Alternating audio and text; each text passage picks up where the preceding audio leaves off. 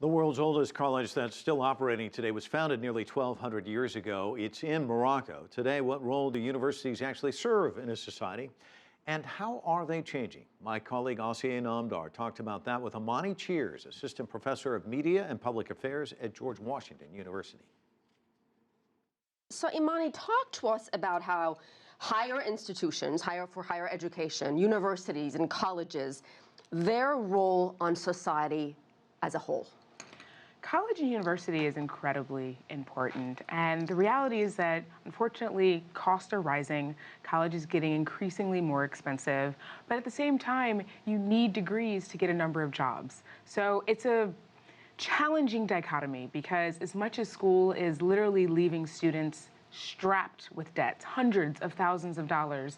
At the same time, our economy requires a number of people to have a certain level of degree. So we have to work together. So you just said about the rising cost of a college education. Yes. A lot of folks are deciding to do junior colleges, two-year colleges, but it's an idea that's been slow to catch on. Why is that? I think the idea is really just, it's a societal norm, right? You kind of hear growing up all the time, you want to make sure that you get that high school diploma, and then you want to go off and go to college. And although the reality is that there are a number of more skilled labor-based jobs that might not require a four-year liberal arts degree, the idea that stigma is still there, that it's important to get this four-year degree, although you might be strapped with, as I mentioned, thousands and hundreds of thousands worth of debt.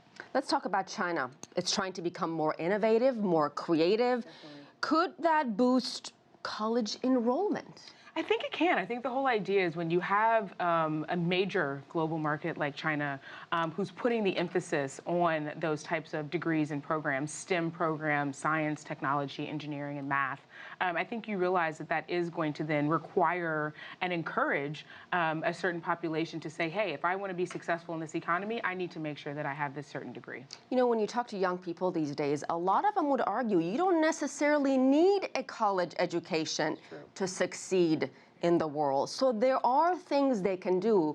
Obviously, most parents want their children to go universities and colleges, but also talk to us about that because there are fields. Right. We've seen entrepreneurs in Silicon Valley, some who never went to college. Or many who dropped out. I mean, everyone likes to say, you look at a Bill Gates or a Mark Zuckerberg, for example, who did not complete their college careers, and we've seen the success they've been able to have in their careers. I would like to sort of preface that that is the exception to the rule. I wouldn't say that is the norm. I encourage my students entrepreneurship, and I encourage them to find their passion and pursue that in whatever avenue that they seek.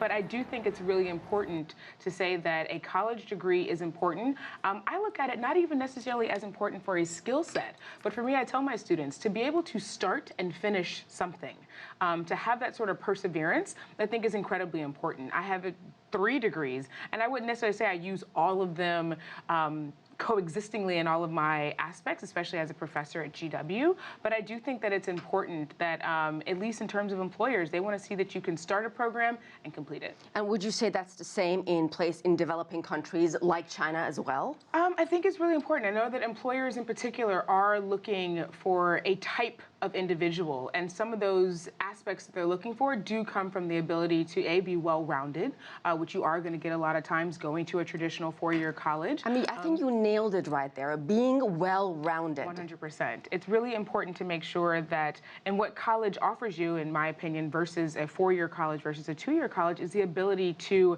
take classes in a field that you might not necessarily have taken if you were in more of a structured, traditional route, whether it be everything from plumbing or electricians, which are very valuable to our society. We need them, developing countries and otherwise.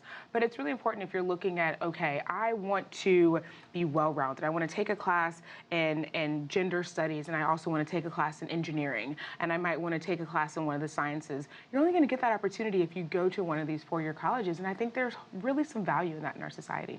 We'll leave it at that. Imani Cheers, as always, thank you. Thank you for having me.